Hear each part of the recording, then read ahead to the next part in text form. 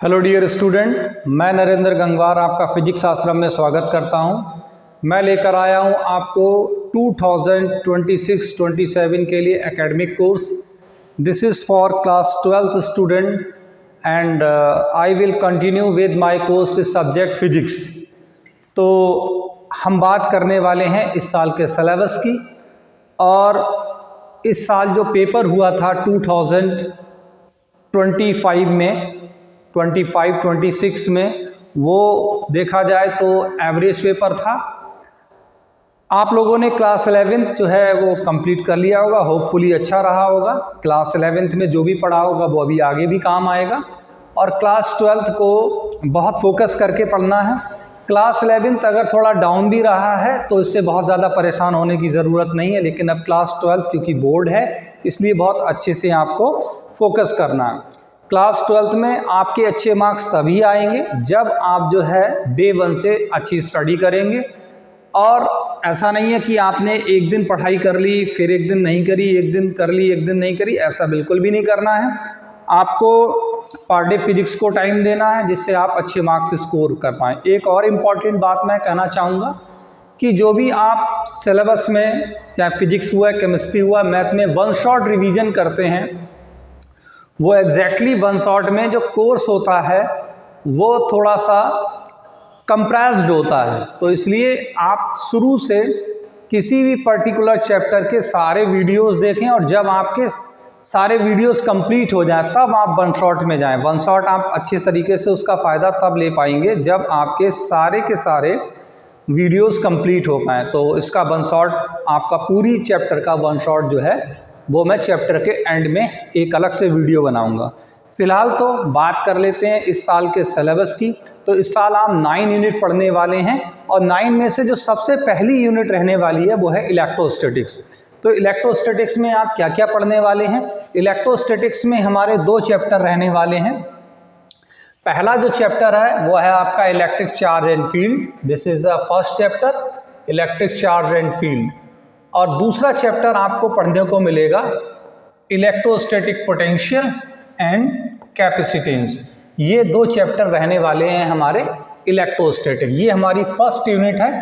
तो पहली यूनिट में हम लोग इलेक्ट्रोस्टैटिक्स में क्या पढ़ने वाले हैं, ये 2 चैप्टर्स हम पढ़ने वाले हैं। अब आ जाते हैं बेटा बोर्ड वेटेज। तो ये कितने मार्क्स के आने वाले हैं? ये 9 मार्क्स के भी आ जाते हैं, कभी कभी 8 मार्क्स का भी आ जाता है, और कभी कभी ये 10 मार्क्स में भी पूछा जाता है। तो 8 मार्क्स, 9 मार्क्स और 10 मार्क्स, ये पॉसिबिलिटीज रहती है आने की। वैसे इसका और करंट इलेक्ट्रिसिटी, एक जो नेक्स्ट यूनिट है, यूनिट नंबर 2, उसका जो बोर्ड वेटेज है वो 17 मार्क्स है। तो फिलहाल इंडिविजुअल इलेक्ट्रोस्टैटिक्स 8 मार्क्स की भी आ सकती है, 9 मार्क्स की भी आ सकती है, और 10 मार्क्स की भी आ सकती है। तो ये इलेक्ट्रोस्टैटिक्स का बोर्ड वेटेज रहा। अब इलेक्ट्रोस्टैटिक्स में हम क्या क्या पढ़ने वाले हैं उस पर एक बार थोड़ा सा देख लेते हैं। इलेक्ट्रोस्टैटिक्स में हम ये जो टॉपिक्स हैं इनको कवर करेंगे। इलेक्ट्रोस्टैटिक्स में हम इलेक्ट्रिक चार्ज को कवर करने वाले हैं, ये पहला टॉपिक रहेगा। फिर हम Coulomb's law for force, electrostatics force, इसको कवर करेंगे। इसी में एक सुपरपोजिशन प्रिंसिपल पढ़ेंगे जिससे हम मल्टीपल चार्जेस के बीच में फोर्स को फाइंड आउट करेंगे। जब ये प्रिंसिपल पढ़ लेंगे तभी हम फोर्स मल्टीपल चार्जेस के बीच में फाइंड आउट कर पाएंगे। नेक्स्ट टॉपिक हमारा रहेगा कॉन्टिन्यूअस चार्ज डिस्ट्रीब्यूशन, ये भी बहुत इंपॉर्टेंट टॉपिक है। उसके बाद हमारा रहेगा electric field and electric field due two point charge, ये हमारा टॉपिक रहेगा। इसी में हम बात करेंगे इलेक्ट्रिक फील्ड लाइंस की भी। और एक टॉपिक इसमें है जो कि बहुत ज़्यादा इम्पॉर्टेंट है 3 मार्क्स के लिए। ये दोनों टॉपिक्स 3 मार्क्स के क्वेश्चन के लिए काफ़ी इम्पॉर्टेंट है, जो कि electric dipole, electric field due to dipole. Electric field due to dipole में भी सब टॉपिक्स पढ़ने को मिलेंगे। नेक्स्ट टॉपिक रहेगा हमारा torque on the dipole in uniform electric field. उसके बाद ये जो सेक्शन है, ये वाला जो सेक्शन है, ये 5 मार्क्स के लिए बहुत ज़्यादा इम्पॉर्टेंट है। ये लगभग हर साल ही पूछा जाता है, 5 मार्क्स से लॉन्ग क्वेश्चन आता है। इससे आपका लॉन्ग क्वेश्चन मिलेगा। तो ये है हमारा इलेक्ट्रिक फ्लक्स। इलेक्ट्रिक फ्लक्स में हम इलेक्ट्रिक फ्लक्स को फाइंड आउट करने के लिए गॉस थ्योरम भी पढ़ेंगे। ये गॉस थ्योरम है और गॉस थ्योरम के एप्लीकेशन। ये जो गॉस थ्योरम के एप्लीकेशंस हैं, इसमें हम 3 एप्लीकेशन पढ़ते हैं, फर्स्ट, सेकंड, थर्ड। पहला एप्लीकेशन हम पढ़ेंगे, कोई स्ट्रेट लॉन्ग कंडक्टर है, वायर है, उसकी वजह से हम इलेक्ट्रिक फील्ड किस तरीके से फाइंड आउट करेंगे, वो पढ़ने वाले हैं। दूसरा हम चार्ज इनफाइनाइट प्लेन शीट की वजह से इलेक्ट्रिक फील्ड पढ़ेंगे।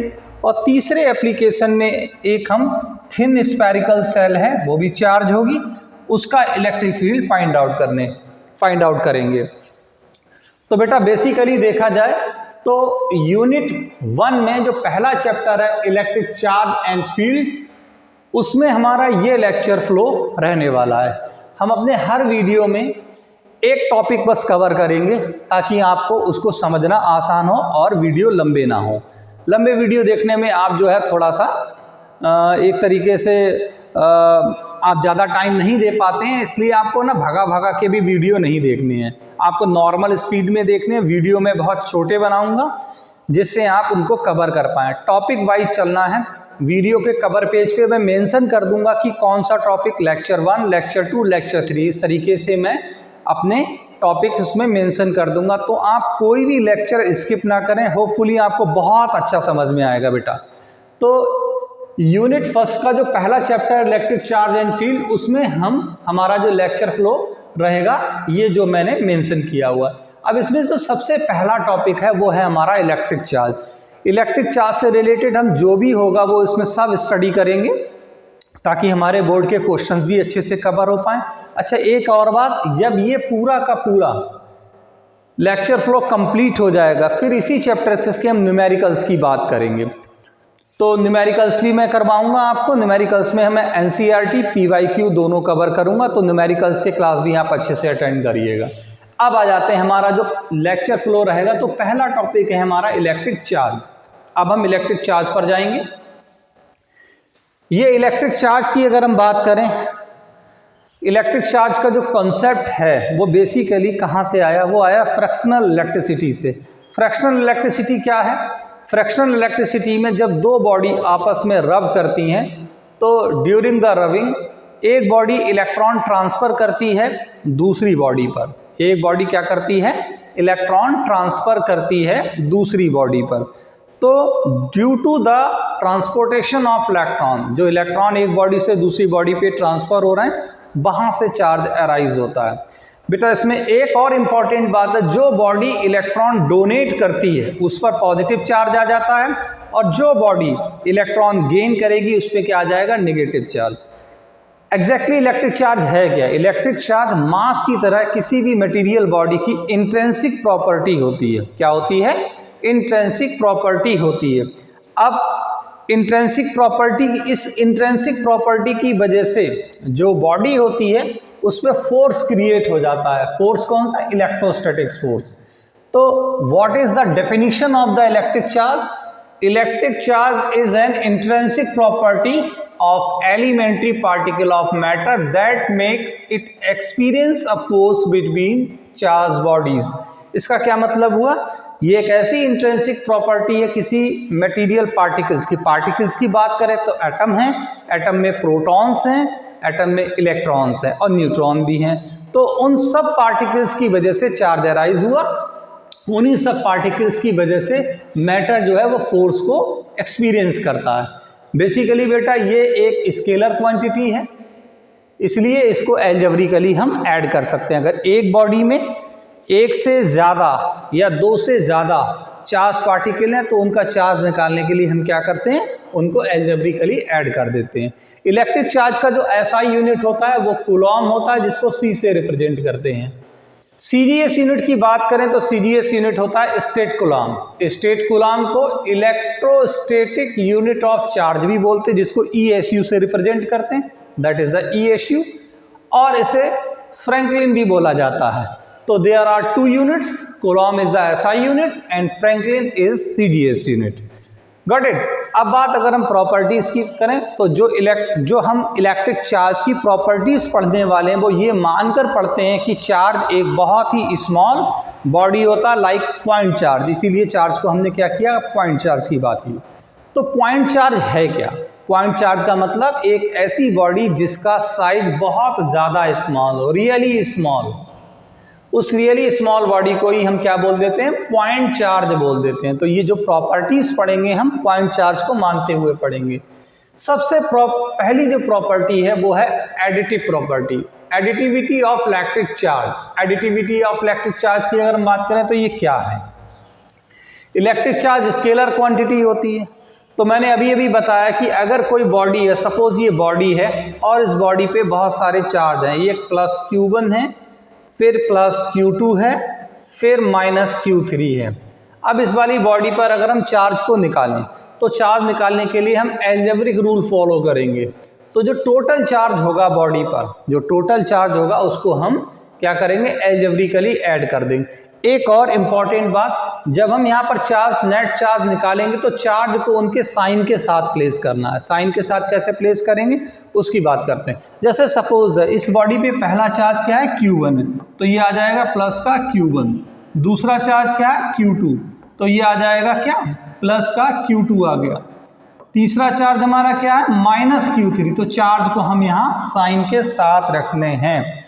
पूरी इलेक्ट्रोस्टैटिक्स में जितनी स्केलर क्वांटिटीज हैं, जैसे electric charge, electrostatic potential energy, electrostatic potential, ये स्केलर क्वांटिटीज हैं। स्केलर क्वांटिटी में जितनी जगह चार्ज यूज होगा उसको साइन के साथ रखते हैं।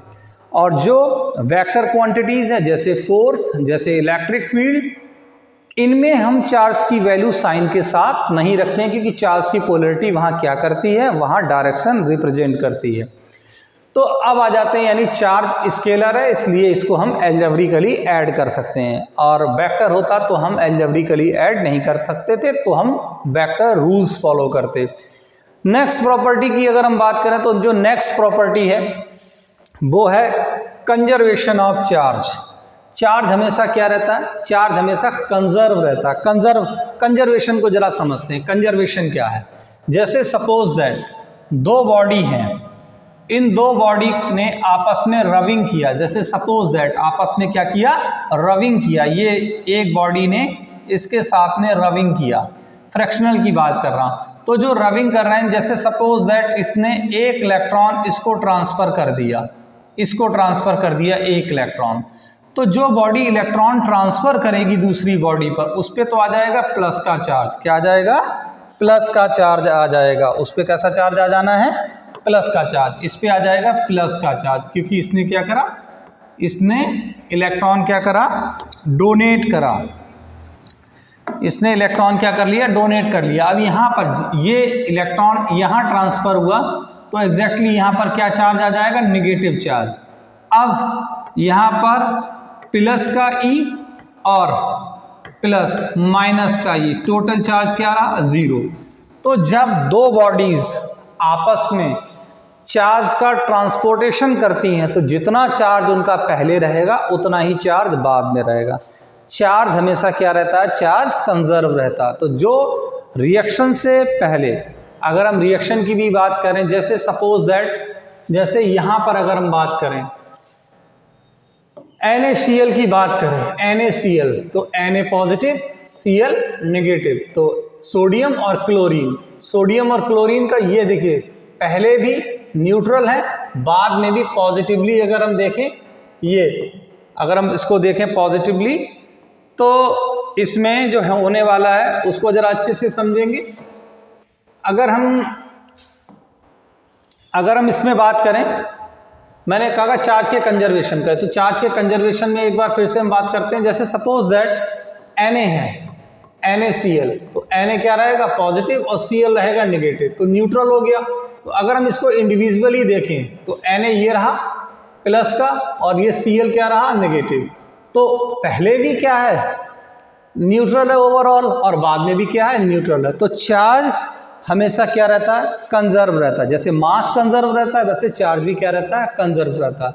अच्छा, जब चार्ज एक बॉडी से दूसरी बॉडी पे ट्रांसफर होता है तो मास भी वेरी करता है। क्या करता है? सॉरी, तो मास भी क्या करता है, मास भी चार्ज के साथ कैरी करेगा, क्योंकि प्रोटॉन भी मास कैरी करता है, इलेक्ट्रॉन भी मास कैरी करता है, तो मास भी अफेक्ट करेगा जब एक बॉडी से दूसरी बॉडी पर चार्ज क्या होगा, ट्रांसफर होगा। अब important property number 3, that is the quantization of charge. I hope so आपको कंजर्वेशन चार्ज समझ में आ गया। क्वांटाइजेशन का क्या मतलब होता है, जैसे सपोज दैट एक बॉडी है, ये एक बॉडी है, इस बॉडी पर अगर हम देखें तो चार्ज है, ये प्लस का चार्ज है इस पे, सपोज दैट ये इस बॉडी पे प्लस चार्ज है।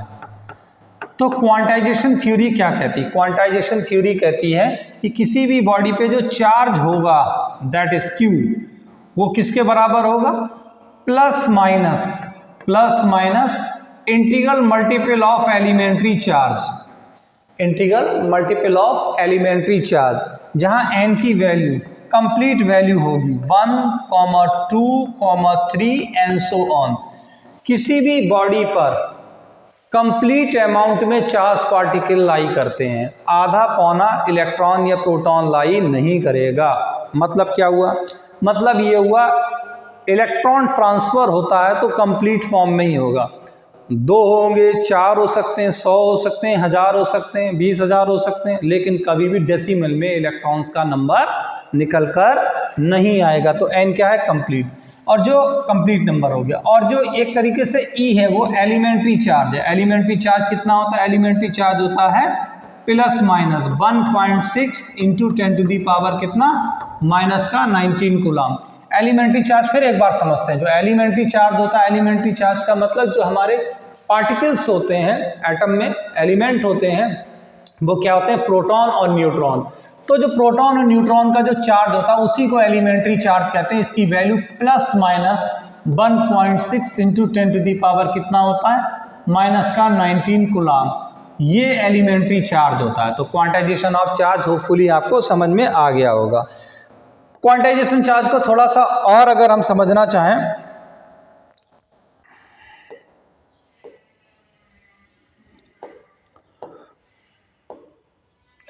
क्वांटाइजेशन चार्ज को अगर हम और अच्छे से समझना चाहें तो इसको जरा थोड़ा सा मैं फिर से अच्छे से एक्सप्लेन कर देता हूं आपको, ताकि कोई दिक्कत ना हो।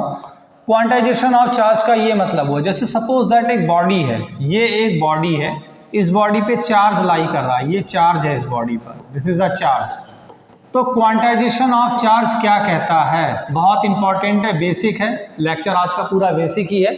तो क्वांटाइजेशन ऑफ चार्ज के अकॉर्डिंगली जो Q की वैल्यू होने वाली है वो प्लस माइनस n ही होने वाली है। मैं रिपीट कर रहा हूं उसको, क्वांटाइजेशन ऑफ चार्ज को अलग से रिपीट कर रहा हूं ताकि आपको अच्छे से समझ में आ जाए। तो जो n की वैल्यू है यहाँ पर, जो n होगा वो n की वैल्यू आ जाएगी 1, 2, 3 एंड सो ऑन, ये n की वैल्यू रहेगी। और जो एलिमेंट्री चार्ज होता है वो होता है plus minus 1.6 into 10 to the power कितना, माइनस का 19 कूलम। ये होता है हमारा एलिमेंट्री चार्ज। अब इस n का क्या मतलब है, इस n को समझते हैं। ये जो n है बेसिकली, ये n क्या है, n होगा यहाँ पर कंप्लीट नंबर में। n किस में होने वाला है, यहाँ कंप्लीट नंबर में n होगा।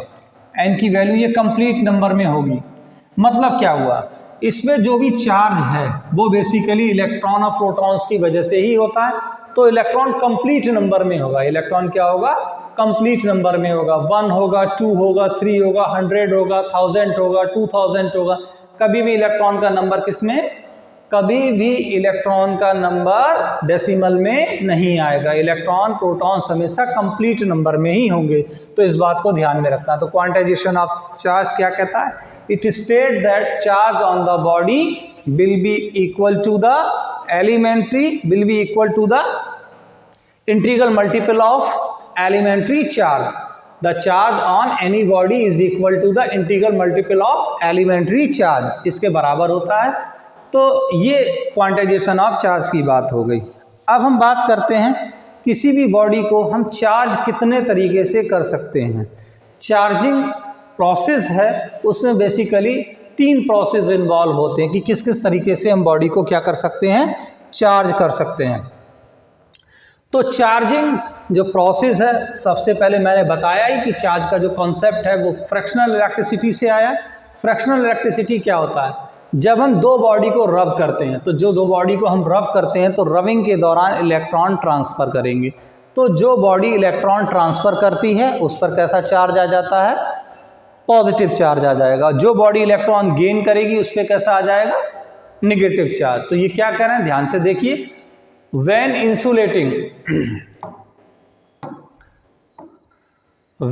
insulating material rub against each other they may become electrically charged। जब उनको हम इलेक्ट्रिकली चार्ज करने की बात करते हैं तो जब हम दो बॉडी को रब करेंगे तो वो इलेक्ट्रिकली चार्ज हो सकती हैं। Electron which are negatively charge may be rubbed off on one material on to other. The material that gain electron becomes negatively charge. जो बॉडी इलेक्ट्रॉन को गेन करेगी उस पर चार्ज कैसा आ जाएगा, नेगेटिव चार्ज आ जाएगा बेटा। और जो इलेक्ट्रॉन लूज करेगी उस पर कैसा आ जाएगा, पॉजिटिव चार्ज। जैसे फॉर एग्जांपल, अगर ग्लास रॉड को सिल्क से रब किया जाए, ध्यान से समझिएगा, फ्रैक्शनल इलेक्ट्रिसिटी के थोड़े से ये एग्जांपल्स हैं। अगर ग्लास रॉड को सिल्क से रब करें तो क्या होगा, ग्लास रॉड जो होगा वो इलेक्ट्रॉन डोनेट करेगा सिल्क को, तो सिल्क पर कैसा चार्ज आ जाएगा, नेगेटिव, सिल्क क्लॉथ पर, और ग्लास रॉड पर कैसा चार्ज आ जाएगा, पॉजिटिव। सेम कैट स्किन की रबिंग करी जाए एबोनाइट रॉड के साथ तो कैट स्किन क्या करेगी, इलेक्ट्रॉन ट्रांसफर करेगी किसको, एबोनाइट रॉड को। तो कैट स्किन कैसी हो जाएगी, पॉजिटिवली चार्ज, और एबोनाइट रॉड क्या आ जाएगी, नेगेटिव चार्ज। अब अगर हम बात करें सेम इसी तरीके से वूलन क्लॉथ की अगर हम बात करें तो क्या होता है, वूलन क्लॉथ में जब हम वूलन क्लॉथ को एम्बर रॉड के साथ में क्या करेंगे, रबिंग करेंगे तो वूलन पर कैसा आ जाएगा, वूलन जो है वो क्या करेगा, इलेक्ट्रॉन डोनेट करेगा। तो इलेक्ट्रॉन डोनेट करेगा तो इस पर कैसा चार्ज आ जाएगा, पॉजिटिव, और एम्बर रॉड पे कैसा आ जाएगा, नेगेटिव, क्योंकि ये इलेक्ट्रॉन गेन करेगा। ऐसे ही जो वूलन कोट है, जो हम वूलन कोट पहनते हैं, जो जिसका फर वूलन होता है, वो उसको रब करें प्लास्टिक के साथ में तो प्लास्टिक पे कैसा आ जाएगा चार्ज, प्लास्टिक पर आ जाएगा नेगेटिव चार्ज, क्योंकि ये इलेक्ट्रॉन क्या करने वाली है, रिसीव करेगी। ये इलेक्ट्रॉन क्या करेगी, डोनेट स्टेज पे क्या आ जाएगा, पॉजिटिव चार्ज। इसीलिए जो है वूलन कोट पॉजिटिवली चार्ज हो जाएगा। अब वूलन कारपेट है, अगर कोई वूलन कारपेट है उसकी रबिंग करी जाए रबड़ शू से। जो वूलन कारपेट होते हैं उनको अगर रबड़ के शू से हम रब कर दें तो वूलन कारपेट पर कैसा चार्ज आ जाएगा, पॉजिटिव, क्योंकि ये इलेक्ट्रॉन डोनेट करेगा इसको, तो इस पे कैसा आ जाएगा, नेगेटिव चार्ज। तो फ्रैक्शनल इलेक्ट्रिफिकेशन एग्जैक्टली होता क्या है, जब दो बॉडी आपस में रबिंग की जाती हैं तो इलेक्ट्रॉन एक बॉडी से दूसरी बॉडी में ट्रांसफ़र होता है। जो बॉडी इलेक्ट्रॉन ट्रांसफ़र करती है उस पर पॉजिटिव चार्ज आ जाता है, और जो बॉडी इलेक्ट्रॉन गेन करती है उसको क्या बोल देते हैं, नेगेटिवली चार्ज बोल देते हैं। तो फ्रैक्शनल इलेक्ट्रिफिकेशन से दो बॉडी को चार्ज करा जा सकता है, और इसी के बिहाफ पर कहा गया है कि चार्ज का जो टाइप होता है वो दो तरीके का चार्ज होता है, पॉजिटिव चार्ज और नेगेटिव चार्ज। तो ये चार्जिंग का पहला प्रोसेस था, this is the first process of charging. अब बात कर लेते हैं अगर सेकेंड वन की, तो सेकेंड क्या है, नेक्स्ट क्या है, नेक्स्ट आ जाता है चार्जिंग बाय इंडक्शन। बहुत अच्छे से समझना है, इसमें चार्ज बॉडी को न्यूट्रल बॉडी से टच नहीं करते हैं, विदाउट टचिंग चार्ज को इंड्यूस करते हैं। इंडक्शन का मतलब हुआ विदाउट कांटेक्ट किसी बॉडी को चार्ज करते हैं। फिगर से समझेंगे इसको, अच्छे से समझ में आएगा, फिगर से हम इसको समझेंगे। अगर हम देखें ये एक चार्ज बॉडी है और निगेटिवली चार्ज है, ये कैसी है, निगेटिव चार्ज है। जब निगेटिव चार्ज को न्यूट्रल बॉडी के पास लेकर आए, ये एक न्यूट्रल बॉडी थी। न्यूट्रल बॉडी का मतलब ये होता है कि किसी भी बॉडी पर जितना पॉजिटिव चार्ज उतना ही नेगेटिव चार्ज। तो जब जैसे ही ये negative charge body neutral body के पास लाते हैं तो चार्ज का पोलराइजेशन हो जाता है। पोलराइजेशन क्या होता है जरा समझेंगे। ये एक नेगेटिवली चार्ज बॉडी थी, ये एक नेगेटिवली चार्ज बॉडी थी, इंडक्शन की बात कर रहा हूँ, मुझे इससे कांटेक्ट नहीं करना है। तो होगा क्या यहाँ पर, तो ऐसे केस में ये क्या करेगा, ये पॉजिटिव चार्ज को अट्रैक्ट करेगा, ये पॉजिटिव चार्ज इधर आ जाएगा अट्रैक्शन की वजह से। सेम निगेटिव को रेपल करेगा तो उतना ही निगेटिव चार्ज इस साइड आ जाएगा, ये निगेटिव चार्ज आ गया, तो बॉडी का पोलराइजेशन हो गया। क्या हो गया, पोलराइजेशन। बॉडी पर पॉजिटिव चार्ज अलग हो गया और नेगेटिव चार्ज क्या हो गया, अलग हो गया। अब अगर हम यहाँ पर बात करें इसको हम कर देते हैं ग्राउंड।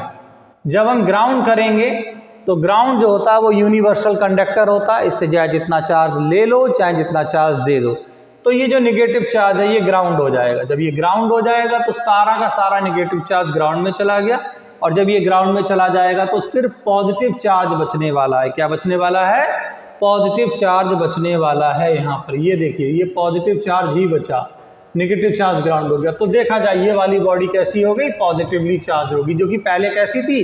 पहले न्यूट्रल थी, और बाद में ये कैसी चार्ज हो गई? ये हो गई पॉजिटिव चार्ज, ये पॉजिटिवली चार्ज बॉडी हो गई।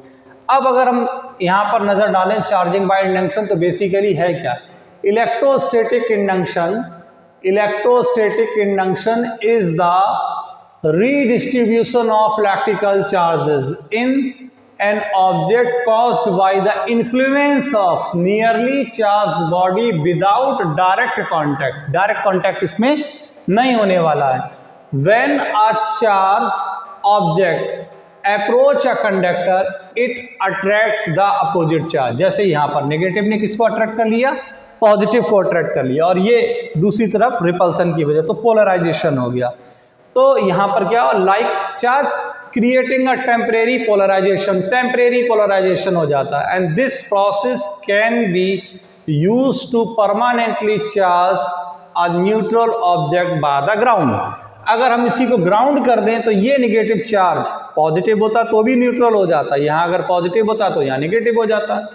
तो ये ग्राउंड हो गया। ग्राउंड होने की वजह से ये पूरी बॉडी कैसी चार्ज हो गई? Positive charge. तो ये था सेकंड प्रोसेस चार्जिंग का। सेकंड प्रोसेस था इंडक्शन बाय, जो चार्जिंग बाय इंडक्शन हो गया। अब अगर हम बात करें लास्ट वन क्या है? लास्ट वन है चार्जिंग बाय कंडक्शन। तो चार्जिंग बाय कंडक्शन क्या होता है इसको समझ लेते हैं।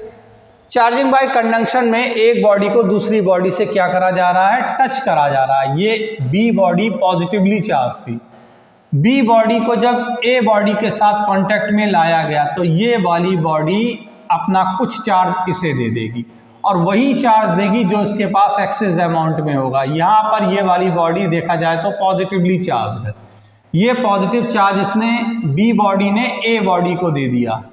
ये बी बॉडी थी, बी बॉडी ने कुछ चार्ज ए बॉडी को दे दिया।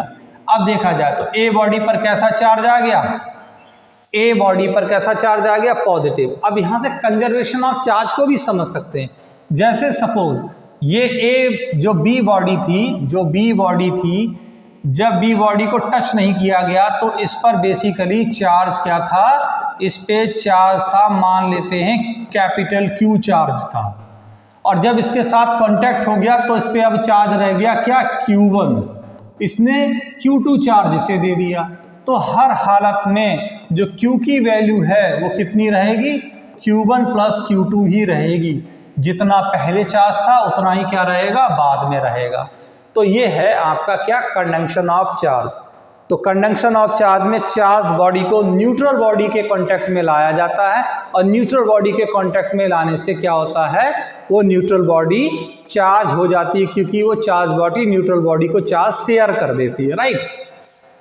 अब एग्जैक्टली है क्या चार्जिंग बाय कंडक्शन? है क्या charging by conduction? Is the process in which transferring charge from a charge conductor to a neutral conductor by the direct contact. Direct contact बनाएंगे, ठीक है। तो resulting in both bodies having the same sign of charge. जैसे ये थी वैसे ये charge होगा। ये होता कब तक है? ये कब तक होता रहता है? चार्ज कब तक शेयर होता रहता है? इसकी अगर हम बात करें तो चार्ज शेयर होता रहता है जब तक वो एक्विलिब्रियम स्टेट में ना पहुंच जाए, इलेक्ट्रोस्टैटिक एक्विलिब्रियम स्टेट में ना पहुंच जाए। ये क्या होता है? इलेक्ट्रोस्टैटिक एक्विलिब्रियम स्टेट उसे कहते हैं जब एक न्यूट्रल बॉडी को चार्ज बॉडी के साथ टच किया जाता है तो दोनों बॉडी इक्वल पोटेंशियल पर आ जाती हैं। जब दोनों बॉडीज इक्वल पोटेंशियल पे आ जाएंगी बेटा तो उस स्टेट को हम बोलेंगे क्या? इलेक्ट्रोस्टैट एक्विलिब्रियम स्टेट। इलेक्ट्रोस्टेट का एक्विलिब्रियम स्टेट कहलाएगा। इसमें जब एक्विलिब्रियम स्टेट में बॉडी पहुंच जाती तो चार्ज शेयर होना बंद हो जाता है। जैसे फॉर एग्जांपल अगर हम बात करें यहाँ पर ध्यान से देखेंगे, जैसे सपोज ये एक बॉडी थी और इस बॉडी का हमने इलेक्ट्रोस्टैटिक्स कांटेक्ट बनाया, ये इस पे पॉजिटिव चार्ज था। कैसा चार्ज था? पॉजिटिव चार्ज था। तो इसने क्या करा? चार्ज इधर शेयर कर दिया, तो ये पॉजिटिव चार्ज हो गया। इस पे भी कैसा चार्ज आ गया? पॉजिटिव चार्ज आ गया। ये तब तक शेयरिंग होती रहेगी जब तक बॉडी ए है और बॉडी ए का जो पोटेंशियल है, बॉडी ए का पोटेंशियल मान लेते बी ए है, जबकि बॉडी बी का पोटेंशियल चार्ज होने के बाद बी बी हो गए। तो ये चार्ज तब तक शेयर होता रहेगा जब तक ए का पोटेंशियल बी के पोटेंशियल के बराबर नहीं हो जाता। इसी स्टेट को हम बोलते हैं इक्विलिब्रियम स्टेट ऑफ इलेक्ट्रोस्टैटिक। तो चार्ज कब तक शेयर होता रहेगा? जब तक बॉडी इक्विलिब्रियम स्टेट में ना पहुंच जाए। होपफुली डियर स्टूडेंट्स, ये आपको लेक्चर समझ में आया होगा। ये पूरा का पूरा लेक्चर जो था वो इलेक्ट्रिक चार्ज के ऊपर था। ये बहुत ही बेसिक लेक्चर था। अब जो नेक्स्ट लेक्चर होने वाला है वहाँ से सीबीएसई के क्वेश्चन बनना शुरू होंगे। अगर आपको मेरा ये कंटेंट समझ में आता है तो कमेंट बॉक्स में मेंशन ज़रूर करना, और अगर कोई प्रॉब्लम आती तो उसको भी आप कमेंट बॉक्स में मेंशन करेंगे। मैं हर एक टॉपिक का जो एक वर्कशीट है उसको कमेंट बॉक्स में, डिस्क्रिप्शन बॉक्स में ज़रूर शेयर करूंगा ताकि आपको दिक्कत ना हो। मेरी रिक्वेस्ट है आप लोगों से कि कोई भी लेक्चर मिस ना करें, और अगर मेरा चैनल आपने सब्सक्राइब ना किया तो उसे सब्सक्राइब करें, लाइक करें, मुझे बहुत खुशी होगी। Thank you so much.